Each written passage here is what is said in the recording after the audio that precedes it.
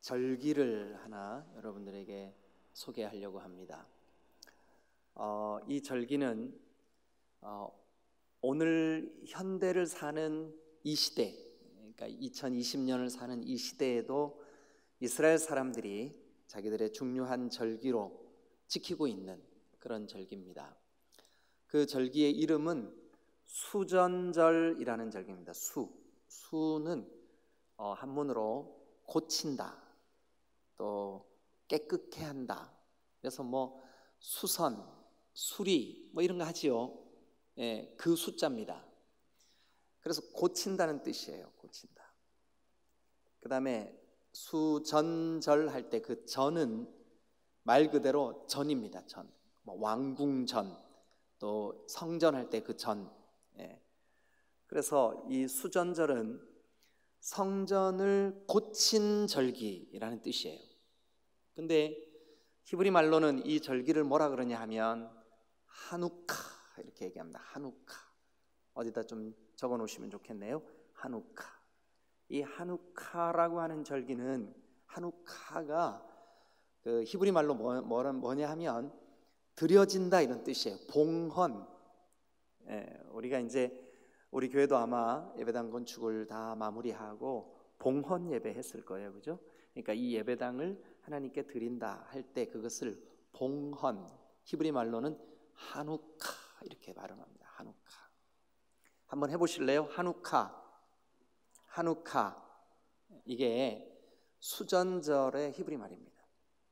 자, 제가 오늘 여러분하고 이 다니엘 8장을 함께 나누기 전에 이 수전절이 어떤 절기인지를 설명을 드리면 여러분들이 훨씬 더 쉽게 이 다니엘 8장을 따라오실 수가 있을 것 같아요. 그래서 제가 수전절 이야기를 잠깐 좀 들려드리도록 하겠습니다. 자, 지금 다니엘 7장 지난주에 네 짐승 이야기 이제 들려드리면서 그 제국들의 흥망성쇠, 이 역사의 주관자가 하나님이시라는 사실을 여러분들에게 말씀을 드렸었습니다. 그런데 오늘 그 8장에서 다니엘이 지난 7장 후에 한 3년쯤 후에 환상을 봅니다. 그 환상 이야기가 8장에 쭉 기록이 되어 있어요. 역시 지난주에 제가 설명드린 대로 이 묵시 문학이기 때문에 이것을 상징적으로 우리가 어떻게 이해하느냐 하는 게 굉장히 중요해요.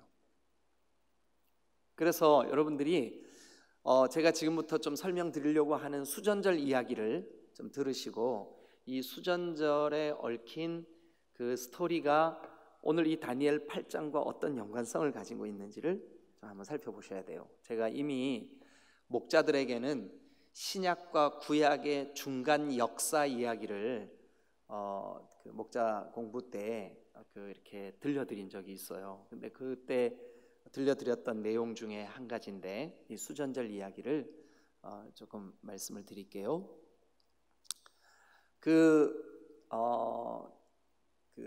기원전 약 320년경 이 알렉산더 대왕이 헬라 제국을 일으켜서 이 어마어마한 영토를 차지를 했어요. 그런데 이 알렉산더 대왕이 어느 날 갑자기 코로나에 걸려가지고 죽었어요. 아니, 농담이 아니라 진짜. 감기 증상인데 열이 나고 그러더니 죽었어요. 이 제국의 왕이.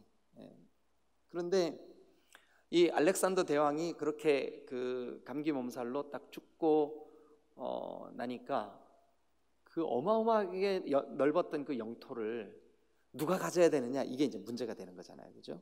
그래서 그 알렉산더에게 있었던 4명의 부하들이 요 알렉산더가 차지했던 제국을 4등분해서 나눠 가졌습니다. 그 신하들의 이름을 여러분들 좀 기억하면 좋겠어요. 두 사람은 반드시 기억해야 됩니다. 하나는 톨레미, 그 앞에 발음이 거의 안 돼요. 털러미 이렇게 발음이 돼요. 그래서 우리 한국 사람들이 경상도식 영어 하잖아요. 그래서 우리 이렇게 발음합니다. 프톨레미 이렇게 발음해요. 프톨레미 기억하세요. 그 다음에 또 우리가 꼭 기억해야 될 셀류쿠스. 이 둘은 꼭 기억해야 됩니다. 프톨레미, 셀류쿠스. 왜 그러냐 하면 이 두 왕조가 끊임없이 이스라엘을 중간에 놓고 뺏고 뺏기는 전쟁을 해요.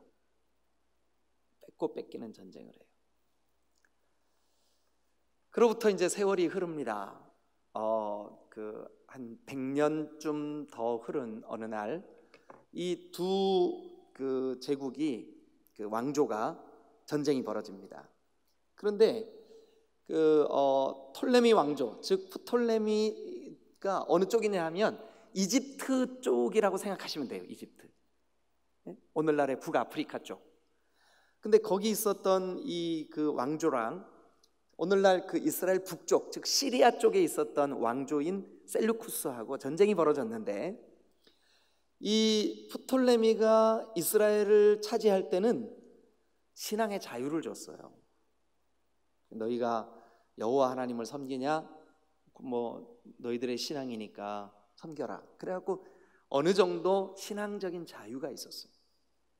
프톨레미 왕조가 지배할 때는.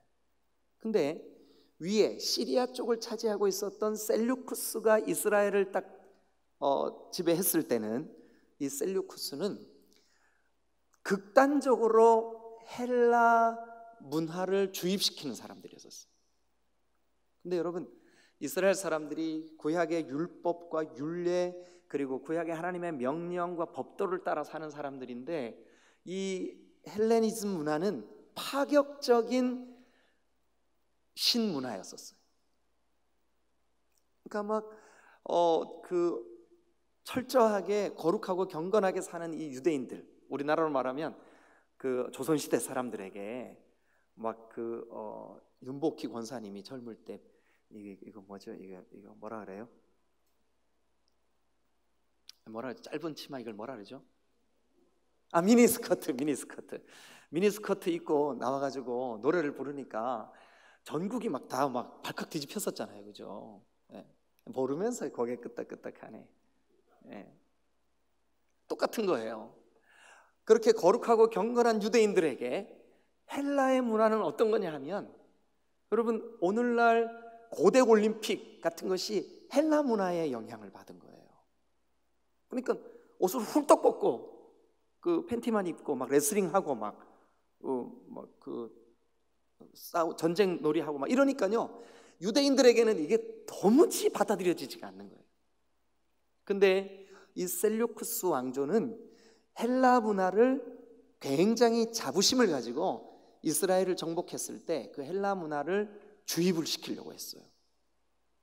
자, 세월이 흐릅니다. 드디어 이제 기원전 약 170년경 이 셀류쿠스 왕조에 안티오쿠스 에피파네스라고 하는 왕이 생겨요. 안티오쿠스 에피파네스. 좀 발음이 길죠? 안티오쿠스 에피파네스. 10자나 되네요. 여러분들도 한번 외워보세요. 왜냐하면 이게 성경에 자주 등장하기 때문에. 근데 이 사람이 언제적 사람인지를 여러분들이 꼭 좀 기억하셔야 돼요. 왜냐하면 오늘 다니엘을 여러분들이 이해할 때 이 연도가 비교가 돼야 돼요. 셀류쿠스의 왕조로서 안티오쿠스 에피파네스 4세, 그러니까 이스라엘을 유대 땅을 너무너무 심각하게 핍박했던 이 왕조가 일어났을 때가 언제냐 하면 기원전 170년경이에요. 170년경. 그런데 이 안티오쿠스 에피파네스가 이 프톨레미 왕조랑 전쟁을 벌였는데 거기에서 좀 이렇게 승리를 거두지를 못했어요. 그냥 패잔병들도 많이 생기고, 그럼에도 불구하고 유대 지역을 이 셀류쿠스 왕조가 차지를 하고 있었어요.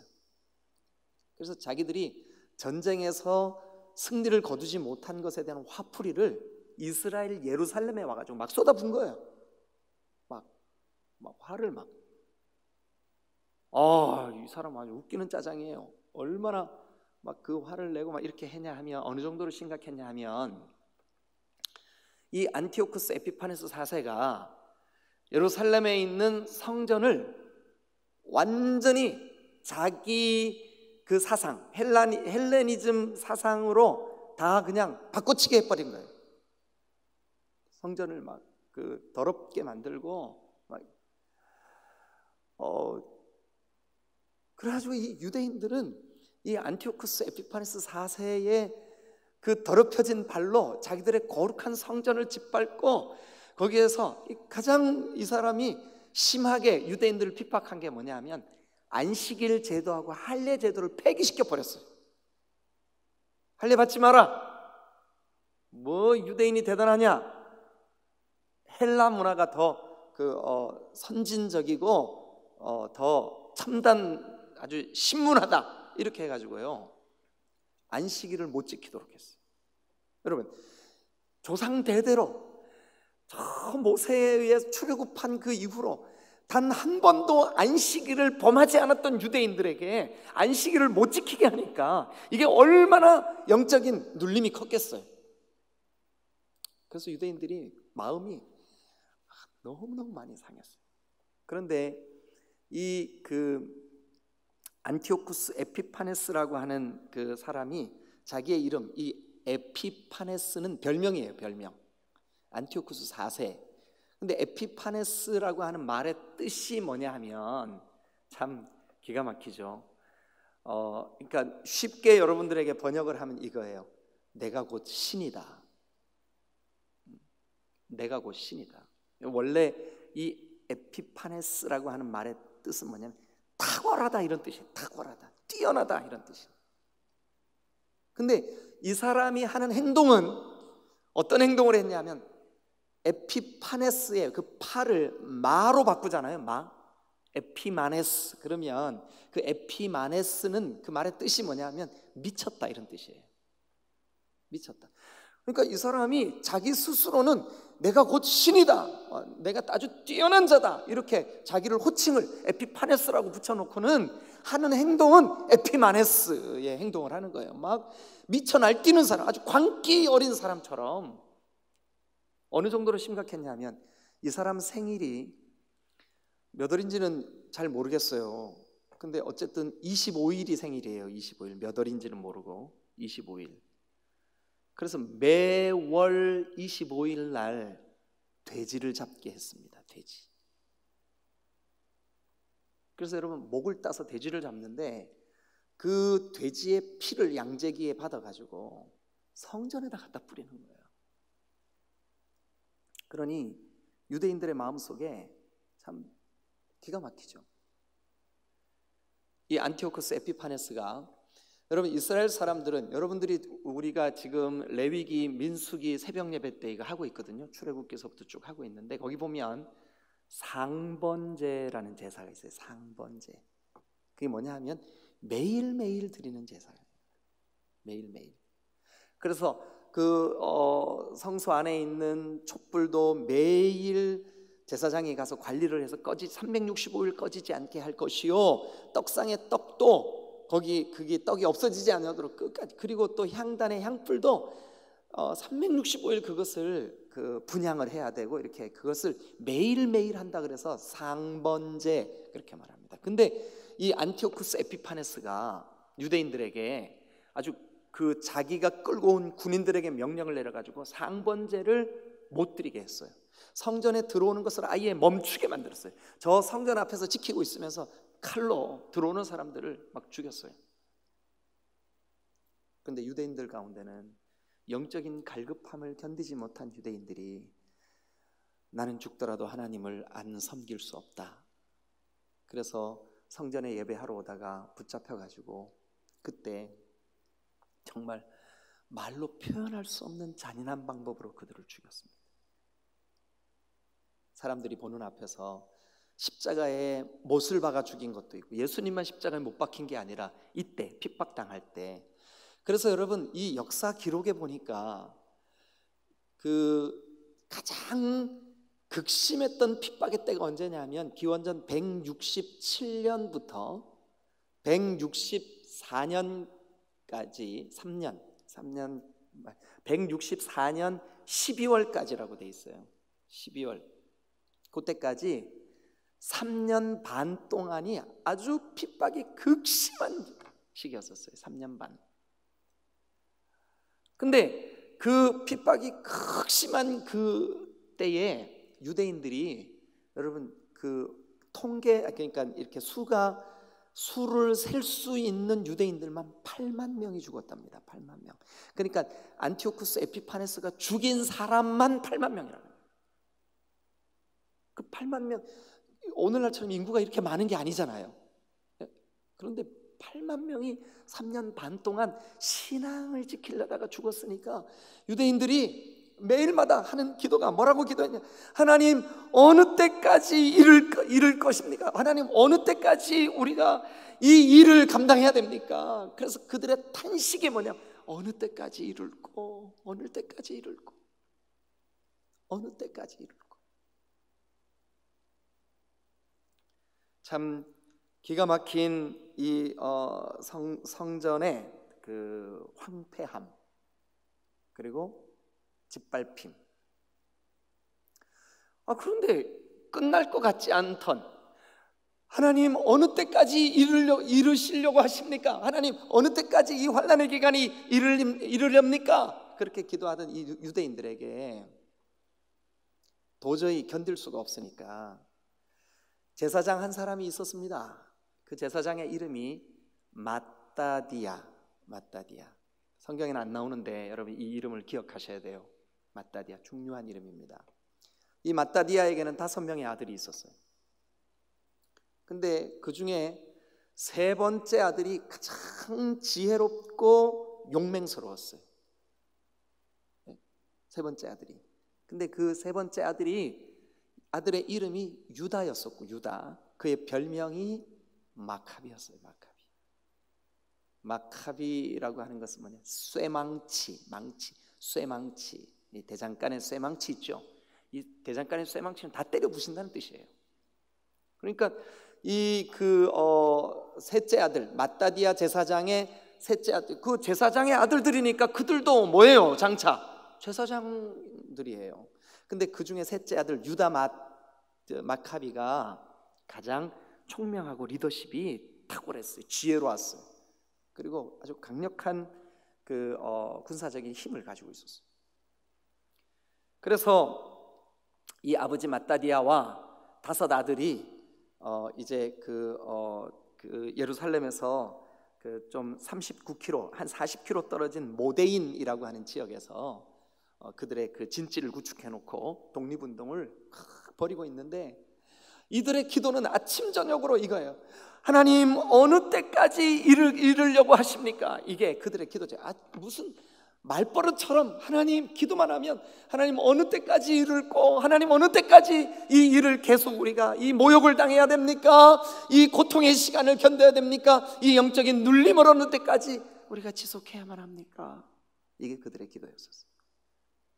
그런데 그러던 어느 날 그 세상에 안티오쿠스 에피파네스, 스스로 신이라고 하고 말이죠, 아주 그 미치광이처럼 날뛰던 이 셀루쿠스 왕조의 왕이 진짜 너무 허무하게 어느 날 갑자기 죽어요. 왜 죽었는지 모르겠어요. 아시는 분 저한테 좀 알려주세요. 근데 하여튼 죽었어요. 그래가지고 이제 막 이 소식이 제사장 마따디아의 집안 사람들, 마카비를 중심으로 그 모데인에서 독립운동을 하고 있었던 그 사람들에게 소식이 전해졌습니다. 그래서 제사장 집안 사람들이 그 군사로 독립운동으로 다 똘똘 뭉쳐 있었던 이 제사장 집안들이 그냥 단걸음에 달려가서 예루살렘 성전에 도착을 했습니다.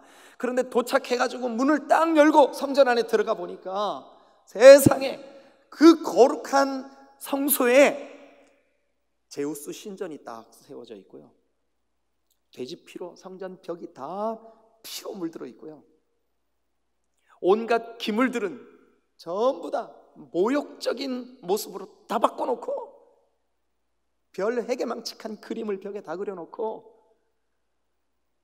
그래가지고 그날 이 마카비 형제들, 그와 함께 독립운동에 가담했던 그 군인들이, 그러니까 독립운동가들, 제사장들, 예? 이 사람들이 성전에 털썩 주저앉아가지고 대성통곡을 하고 웁니다. 대성통곡을 하고 웁니다. 이들이 정신을 차리고 막 자기들이 옷을 찢으면서 울고 가슴을 치고 이렇게 했던 이 사람들이 다시 이렇게 좀 가다듬고 정신을 차리고 일단 이 성전 안에 불을 밝히자. 그런데 율법의 규례로 유대인들에게 성전의 이 등불은 반드시 가장 깨끗한 올리브 기름으로 이 등불을 밝혀야 돼요. 그런데 그것을 생산하는 데 걸리는 시간이 최소 8일이 걸린다는 거예요. 8일. 어떻게 8일이 걸리냐 하면 안식일이 되기 전날부터 그 다음 안식일이 지난 날까지, 그러니까 이제 이게 딱 8일이에요. 그 기간이 지나야 이 기름을 얻을 수가 있어요. 만들 수가 있고 제작할 수가 있고. 그런데 성전에 가서 그 성전을 딱 탈환하고 보니까 성전에 기름을 밝힐 수 있는 그 기름이, 등불을 켤 수 있는 기름이 하루치밖에 안 남았는데 내일이 안식일인 거예요. 유대인들이 안식일 날 아무것도 안 하잖아요, 그죠? 이거 이제 준비를 해야 되는데, 그래가지고 제사장들이 그 하루밖에 안 남은 그걸로 등불을 밝혀놓고 우리가 얼른 가서 기름을 준비해가지고 오자. 그래서 올리브가 나는 그 장소에 가가지고 그걸로 정성을 다해서 하나님이 명령하신 규례대로 거룩한 기름, 그 기름을 만들어가지고 8일 만에 돌아왔는데 하루치밖에 안 남았던 그 등불의 기름이 떨어지지 않고 8일 동안 성전을 밝히고 있는 거예요. 얼마나 마음의 위로가 됐겠어요, 이 사람들이. 에? 야, 우리 졌구나, 우리가 짓밟혔구나, 우리가 모욕을 당했구나, 우리가 이렇게 황폐했구나 했는데 세상에 하루치밖에 안 남았던 그 기름이 8일 동안 꺼지지 않고 성전 안을 밝히 비추고 있었으니까 얼마나 마음에, 야, 하나님 살아계시는구나, 이거 하나님이 우리를 이렇게 해주셨구나, 하나님이 우리와 함께 하신다는 증거로 이 일을 우리에게 보여주셨구나. 그래가지고 그들이 돌아와서 새 기름으로 불을 밝힌 날이, 여러분 놀랍게도 기스르월, 그러니까 오늘날로 말하면 12월이에요. 12월 25일이었어요. 12월 25일. 그래서 그 12월 25일을 기준으로 12월 25일 전 8일, 그러니까 그 성전의 불을 하루치 기름으로 밝힌 그날부터 성전에 기름을 새롭게 준비해가지고 와서 새롭게 밝힌 그날까지, 그날이 12월 25일이었었어요. 그날까지 우리가 절기를 지키자. 이 절기의 이름이 무슨 절일까요? 그렇죠. 어떻게 그렇게 잘 알았어요? 수전절. 히브리 말로 뭐라고요? 하누카. 히브리 말로 하누카. 자, 그러면 이제 제가 들려드린 이야기를 가지고 성경을 한번 같이 우리가 펴보고 이 다니엘 8장을 한번 가보시자고요. 여러분, 다니엘 8장은 뭘로 이렇게 끼워 놓으세요. 여러분 뭘로 이렇게 좀 끼워 놓으시고 어디로 가시냐 하면 요한복음으로 한번 가보세요.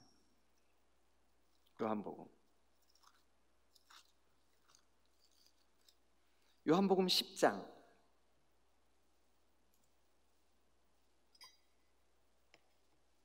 요한복음 10장 22절.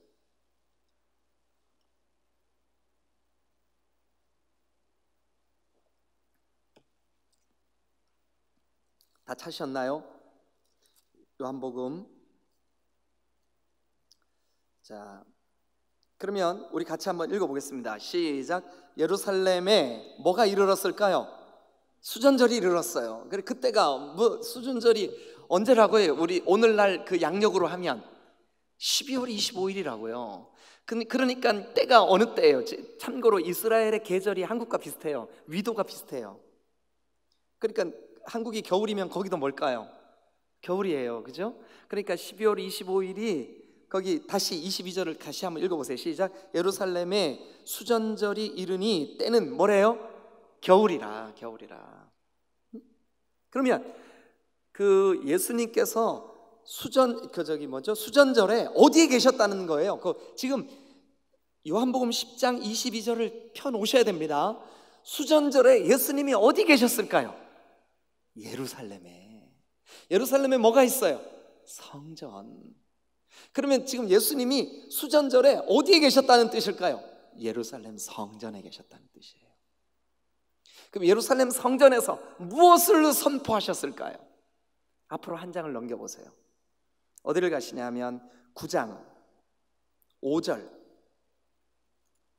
9장 5절. 다 같이 읽겠습니다. 큰 소리로 다 같이.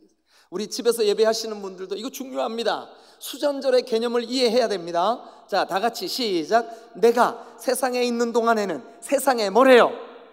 빛이래. 빛이래. 그러니까 성전에 짓밟히고 매일 드리는 상번제를 못 드리게 하고 할례를 다 폐지시키고 안식일을 지키지 못하게 했던 그 안티오쿠스 에피파네스에 짓밟혔던 그 성전에, 빛이 사라졌던 그 성전에, 빛이 꺼져버렸던 그 성전에 빛을 밝힌 그 절기 수전절에 예수님이 예루살렘에 계셨어요. 성전에 계셨어요.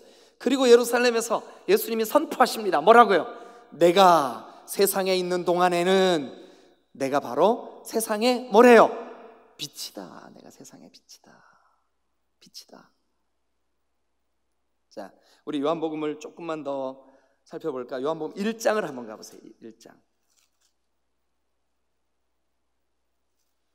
요한복음 1장을 한번 펴보세요. 1장에 가시면 자, 4절 5절 같이 읽겠습니다. 시작. 그 안에 생명이 있었으니 이 생명은 사람들의 뭐라고요? 빛이라. 빛이 어둠에 비쳤어요. 빛이 이 땅에 왔어요. 이 어둠, 죄가 가득한 이 땅에 오셨어요. 근데 어둠이 그걸 깨달았어요? 못 깨달았어요? 예수님을 못 깨달았어요. 여러분, 예수님께서는 자기 스스로를 빛이라고 그러셨어요. 여러분, 요한복음 8장도 한번 가보세요. 8장 12절. 요한복음 8장 12절 찾으셨으면 다 같이 읽겠습니다. 시작. 예수께서 또 말씀하여 이르시되 나는 세상에 뭐라고요? 빛이니. 나는 세상의 빛이니 나를 따르는 자는 어둠에 다니지 아니하고 생명의 빛을 얻으리라. 네, 이거를 어느 절기에 예수님께서 선포하셨다고요? 아까 10장 22절에 무슨 절기요? 수전절. 수전절. 네. 어디에서요? 성전에서. 네. 어두워졌고 더럽혀졌던. 근데 그 안티오쿠스 에피파네스가 유대에 쳐들어와 가지고 성전을 괴롭게 했던 그 에피파네스의 통치의 시작, 그때부터 그 안티오쿠스 에피파네스가 어느 날 너무 허무하게 그냥 그 역사 속에 왠지 이유도 드러나 있지 않을 만큼 허무하게 그냥 죽어버렸어요. 그게 아까 그 마카비 집안의 마따디아 제사장 집안의 승리를 가져다 줬다고요. 그러니까 싸우지도 않고 승리를 했어요. 이 독립운동가들이 모데인의 예루살렘에서 39km 떨어져 있는 그 모데인의 진을 치고 있었던 이 사람들이 승리를 했어요. 그런데 이 안티오쿠스 에피파네스가 마치 촛불이 뚝 꺾이듯 저절로 죽어버렸어요. 너무 신기하잖아요. 네? 너무 신기하잖아요. 그런데 꺾이기 전에는 세상에 이 예루살렘에 와가지고 그 더럽혀진 이방의 발로 성전을 짓밟고 그런 아주 극심한 핍박의 기간은 3년 반. 더럽히기 시작하고 짓밟기 시작한 그 통치 전체 기간은 정확하게 말씀드리면 얼만큼이냐면 2300일 정도예요. 2300일 동안 계산하면 7년 정도 됩니다. 7년이 조금 못 돼요. 7년이 조금 못 되는 그 기간 동안 말로 표현할 수 없을 만큼 이 안티오쿠스 에피파네스가 미친 짓을 했어요. 아까 에피마네스는 뭐라고요? 네, 요즘 신세대 말로 또라이라고요. 미치광이라고요. 어느 정도로 미치광이냐 하면 에피파네스는 뭐라고요? 나는 뛰어난 자다, 나는 탁월한 자다, 내가 곧 신이다. 자기에게 자기가 스스로 이름을, 내가 신이다, 그 정도로 이름을 붙이고 너희들이 믿는 하나님이 있으면 나와보라 그래 하고 하나님을 정면 도전했어요. 정면 도전했어요. 자, 제가 지금 수전절 이야기 들려드렸습니다. 수전절, 요때가 기억하셔야 됩니다. 기원전 170년경입니다. 구체적으로 이스라엘 예루살렘을 아주 특심으로 핍박했던, 그러니까 성전이 짓밟혔던 기간은 기원전 167년부터 164년 12월 25일까지, 그러니까 빛의 절기 하누카가 선포된 날까지는 3년 반 정도 되는 그 기간. 전체 이 안티오쿠스 에피파네스에게 짓밟힌 기간은 2300일. 자, 우리 청년들 잘 들어보세요. 이제 지금부터 약간 어려워져요. 잘 들어보세요. 이제 다니엘 8장을 펴세요. 다니엘 8장. 다니엘 8장은 자, 1절이 이렇게 시작해요. 나 다니엘에게 처음에 나타난 환상 후 벨사살 왕 제3년 다시 환상이 나타나니라. 벨사살 왕 제3년, 학자들에 따라서 약간의 연도가 차이가 있긴 한데 보편적으로 이 구약을 연구하는 학자들은 요때 이 다니엘이 벨사살 왕 3년이라고 말한 요때가 기원전 551년 정도라고 추정을 합니다. 551년 기원전. 자, 그러면 여러분들이 계산 좀 해주세요. 제가 학교 다닐 때 산수를 너무너무 못했어요. 그래서 계산이 필요합니다. 기원전 551년부터 아까 안티오쿠스 에피파네스 4세가 예루살렘을 와서 짓밟았을 때가 기원전 몇 년? 170년경. 구체적으로 극심한 핍박이 시작된 게 언제라고요? 167년. 몇 년 후에 일어날 일일까요? 그러니까 다니엘이 환상 본 때 551년부터 이제 연도를 쭉, BC는 거꾸로 가잖아요. 거꾸로 쭉 가요. 몇 년이 지나면 167년이 될까요? 기원전? 제가 계산을 못 하겠는데 좀 해주세요. 384년? 맞아요? 네. 틀려도 난 몰라요. 예, 거의 380 몇 년쯤 지난 다음에 이 실제 역사가 이루어집니다. 예? 그러니까 지금 아까 제가 설명드린 그 수전절이라고 하는 절기가 생기기 380년 전에 이 다니엘서가 기록이 됐다고요. 이해가 되셨죠? 자, 그러면 중요한 부분 몇 군데만 소개해 드릴게요. 한번 여러분 보세요. 자, 먼저 어디를 보시냐 하면 자, 9절 봅니다. 9절. 그 중에 한 뿔에서 또 작은 뿔 하나가 나서 남쪽과 동쪽과 또 영화로운 땅을 향하여 힘이 커지더니 그것이 하늘 군대에 미칠 만큼 커져서 그 군대와 별들 중에 몇을 땅에 떨어뜨리고 그것을 짓밟고 또 스스로 높아져, 이 스스로 높아져, 이거 높아졌다, 뛰어나다, 이게 아까 뭐라고요? 에피파네스라고 하는 말이라고요. 에피파네스. 자, 그런데 그 교만이, 그 스스로 높아진 교만이 누구를 대적해요? 군대의 주제를 대적하는, 군대의 주제. 하나님을 대적해요. 하나님. 어떤 방법으로 대적하는데요? 그에게 매일 드리는 제사를 없애버렸어요. 이게 아까 무슨 제사라고요?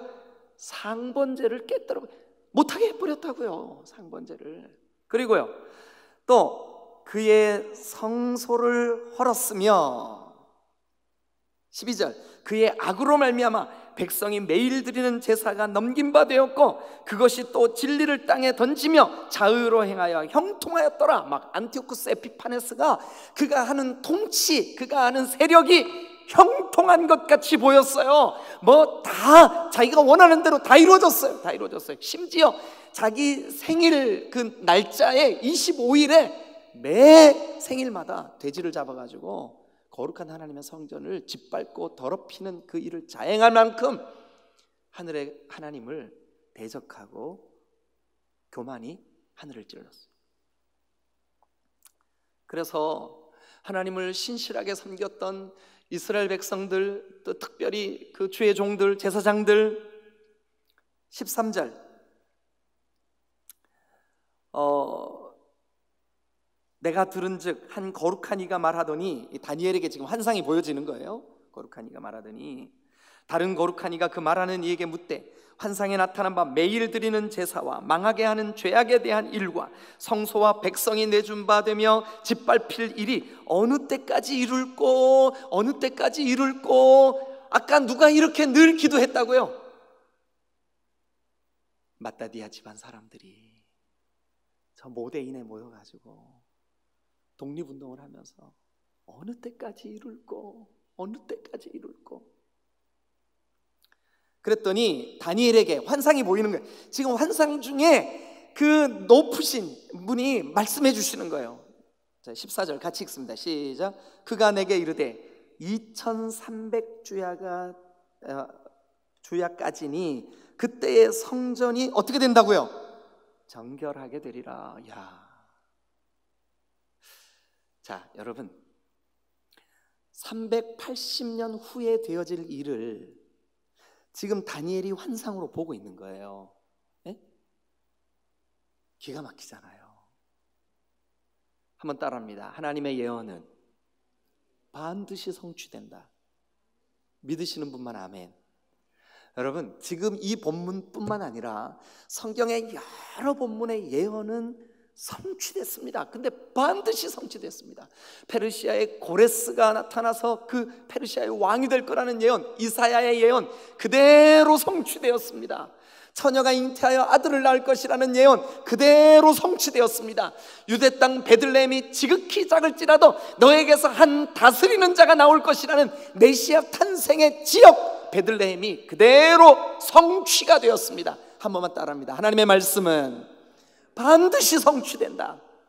믿으시는 분만 크게 아멘.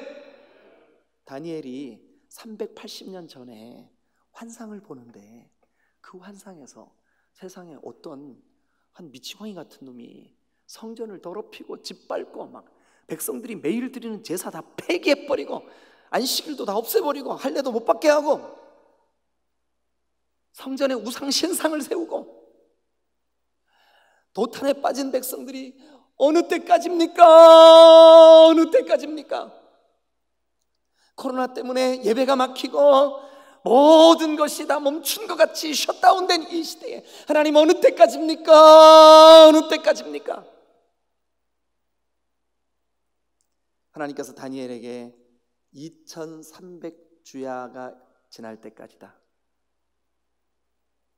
그로부터 380년 후 안티오쿠스 에피파네스가 2300주야를 미치광이처럼 날뛰다가 어느 날 저절로 뚝 끊어져 버렸어요. 한번 봅니다. 어디를 보시냐 하면 25절입니다. 자, 25절 같이 읽겠습니다. 시작. 그가 꾀를 베풀어 제 손으로 속임수를 행하고 마음에 스스로 큰 채하며 또 평화로운 때에 많은 무리를 멸하며 또 스스로 서서 만왕의 왕을 대적할 것이지만 그가 사람의 손으로 말미암지 않고 깨지리라. 사람의 손에 의해서 죽은 게 아니라 저절로 그냥 폭 깨져 버렸어요. 누가요? 안티오쿠스 에피파네스 4세가. 너무 신기하죠?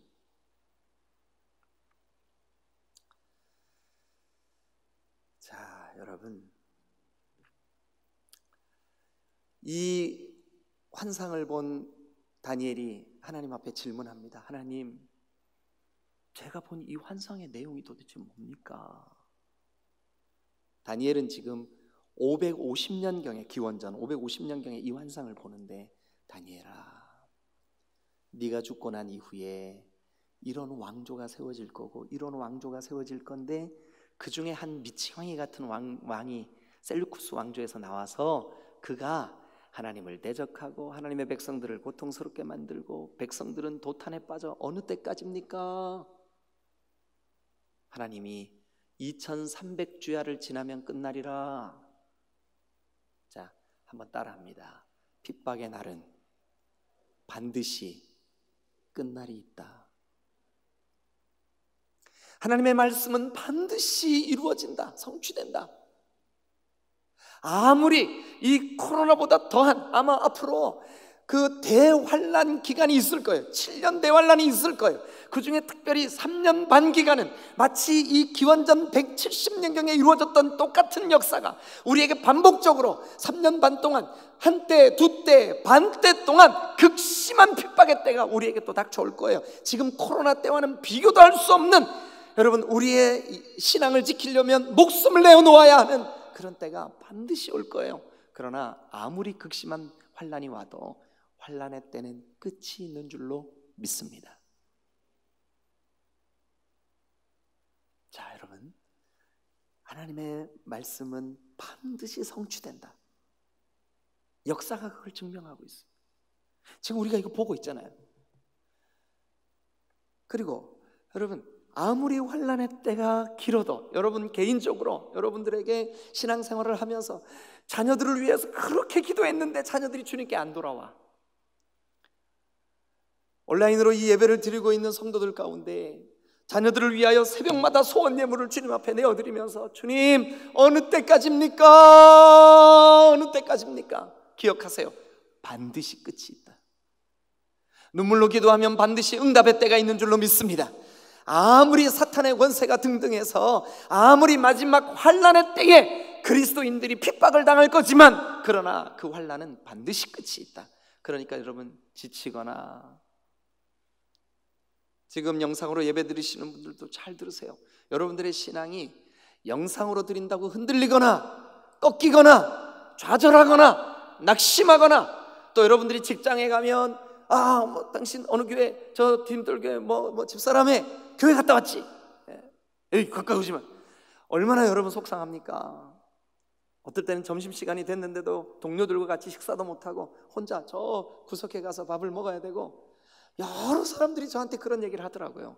기억하세요. 반드시 끝날 때가 있습니다. 여러분, 우리가 이 믿음 가져야 돼요. 오늘 이 8장을 통해서 우리 안에 주님이 선명하게 이 말씀을 주시는 줄로 믿습니다. 그런데 이 말씀을 환상으로 받은 이 다니엘, 이 말씀에 대한 그의 태도는 어땠을까요? 자, 27절, 26절, 27절. 이미 말한 바 주야에 대한 환상은 확실하니, 주님의 약속의 말씀은 확실한 줄로 믿습니다. 너는 그 환상을 간직하라. 이는 여러 날 후의 일임이라. 얼마쯤 후에 되어질 일일까요? 380년 후에. 우리는 다 지나왔으니까, 지나간 역사니까 그런가 보다 하지만, 여러분, 사실 이 다니엘에게 있어서는 앞으로 되어질 역사를 환상으로 보고 있는 거예요. 환상으로. 기가 막히지 않아요? 그런데 여러분, 다니엘이 그 말씀을 들었는데, 환상을 간직해라, 여러 날 후에 일어날 일이다. 그러니까 이제 27절, 이에 나 다니엘이 이 환상을 보고 지쳤어. 얼마나 이게 두렵고 무섭고, 얼마나 이것이 지엄하신 하나님의 말씀인지, 막 여기 지쳤다는 말은 완전히 탈진됐다는 뜻이에요. 탈진됐다. 그래서 막 여러 날 몸살이 났어요. 알았어요. 끙끙 알았어요. 알타가 일어나서 왕의 일을 보았느니라. 그 다음은 같이 읽으세요. 시작. 내가 그 환상으로 말미암아 놀랐고 그 뜻을 깨닫는 사람도 없었느니라.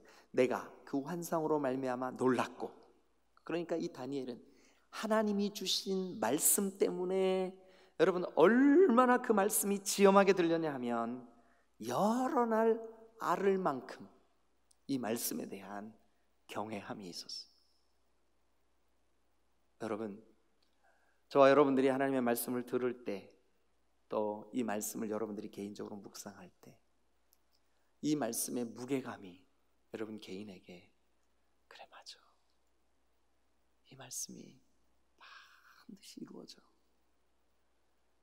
그리고 어떤 나에게 어려움이 있고 어떤 고달픔이 있어도 반드시 그 일은 끝이 있어.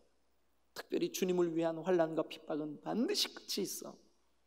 그러니 시간 여러분들에게 주시는 말씀, 이 다니엘에게는 지금 이 8장의 예언의 말씀을 받을 때 이 말씀이 얼마나 그의 심령에 지엄하게 들렸냐 하면, 이 말씀 때문에 몸살이 날 만큼, 이 말씀 때문에 깊이 말씀을 간직하고, 이 말씀 때문에 두려워 떨 만큼 말씀에 대한 경외심이 그의 속에 가득했습니다. 여러분, 오늘 제가 시간이 없어서 메대와 바사, 그리고 헬라의 시작인 알렉산더, 그리고 그에 의해서 넷불 이야기, 그리고 거기서 나타난 이 셀류쿠스 왕조의 안티오쿠스 에피파네스까지 자세히 설명을 못 드렸어요. 그렇지만 수전절을 통해서 이 안티오쿠스 에피파네스에 대한 환상을 다니엘이 보았고, 그 환상의 성취 앞에 우리가 세 가지만 꼭 기억하십시다. 하나님의 말씀은 반드시 성취된다, 이루어진다. 믿으시면 아멘. 그 어떤 환난이 와도 환난의 때는 반드시 끝이 있다. 그것이 2230주야가 지난다 할지라도 반드시 끝이 있다. 세 번째, 하나님이 주신 이 말씀들을 우리가 거룩하고 지엄하게 우리의 마음에 새길 줄 알아야 된다. 여러분, 우리가 말씀에 대한 태도, 우리가 말씀에 대한 너무 우리가 말씀을 가볍게 여길 때가 많아요. 오늘 밤 우리 기도할 때 이 세 가지를 꼭 좀 기억하시고, 하나님, 내 삶 속에 하나님의 이 지엄하신 말씀이 반드시 성취될 때가 있고, 반드시 하나님 이 말씀이 말씀대로 이루어질 때가 있어요. 여러분, 이 성경에 기록된 모든 말씀들은 거의 대부분 다 이제 예언이 성취가 됐어요. 한 가지는 분명히 남아 있어요. 뭐냐 하면 예수님 다시 오신다. 구름 타고 오신다. 그를 찌른 자들도 볼 것이요, 그 구름 타고 올라가시는 모습을 본 그대로 우리 주님 다시 오신다. 여러분, 저는 그 말씀이 그대로 이루어질 줄로 믿습니다. 주님이 다시 오실 그때쯤 우리에게는 아마 우리의 신앙이 참인지 거짓인지를 분별해내기 위하여 극심한 환난과 핍박이 있을 겁니다. 너 이래도 예수 믿을래? 여러분, 그러나 그 환난과 핍박의 때는 우리를 양과 염소로 구분시키기 위한, 알곡과 쭉정이로 구별시키기 위한, 우리의 신앙이 참과 거짓인지를 구별시키기 위한 단련의 기간이요, 그 단련의 기간은 반드시 끝이 있음을 믿으시기를 축원합니다. 그때를 위하여 오늘 우리에게 주시는 말씀을 마음에 깊이 새기고, 하나님, 제가 하나님의 말씀에 대한 경외함이 있게 하여 주옵소서. 경외함이 있게 하여 주옵소서. 할렐루야. 기도하시겠습니다.